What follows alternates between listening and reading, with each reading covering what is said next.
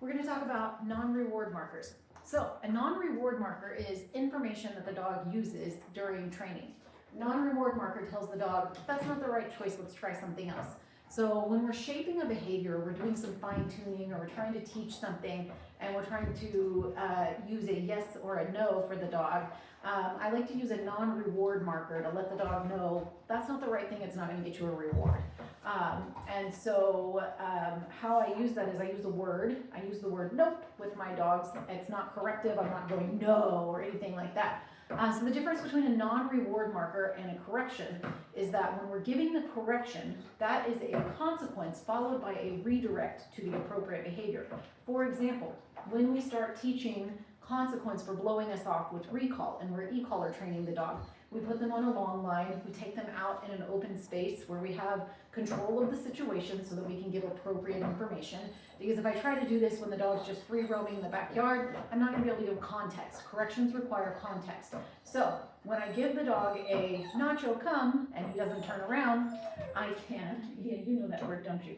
I can then issue a consequence, redirect him with the long line, and then reward, so that it's giving him contrasting information. This is the wrong thing, this is the right thing.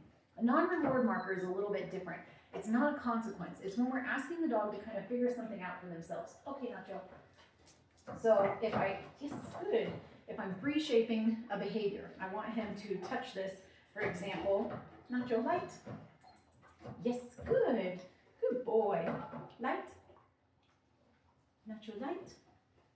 So what I can do here, because he's not touching the light, he's going around the light, he's trying to touch my hand and has treats, I can give a non-reward marker. And a non-reward marker in this situation, come here, I've shown him what I want him to do. Light. Yes, good. Nacho. Light.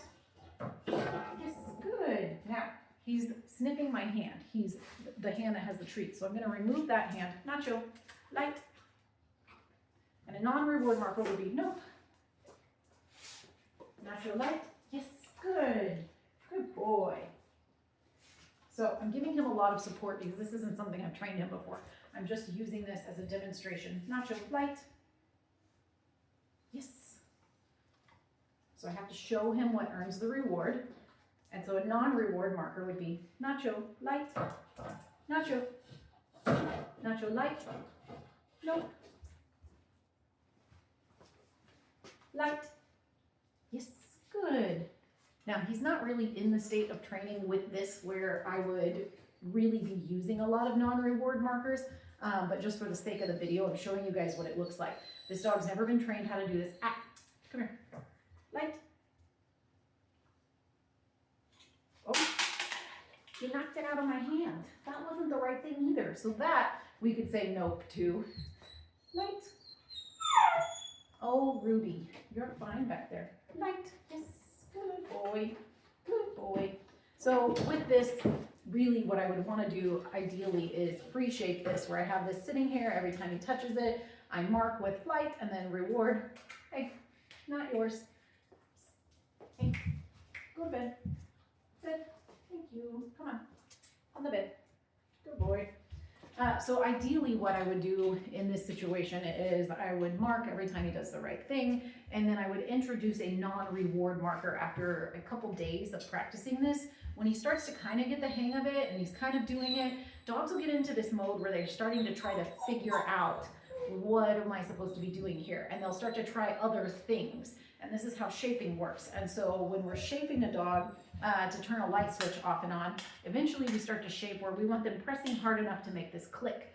And so when we're in the shaping process, we will jackpot a click. So if we tell the dog light and we present this and they press on it hard enough to make it click, then it's, oh, what a good dog. And we get super excited so that they know, like, oh, that was a really good one, because they will feed off of our energy. They'll watch what we're doing and they'll feed off of that.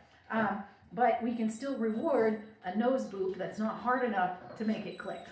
And then eventually what happens is as the dog starts to press harder and harder, they'll start to do things like they might bop the side of it with their nose as opposed to pressing straight on.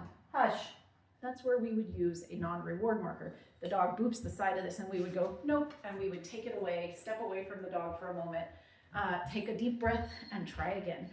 So a non-reward marker is just a word saying, nope, that doesn't get you a treat. Not the right thing, let's try something else. There's no consequence with it, it's just a, nope, not the right thing.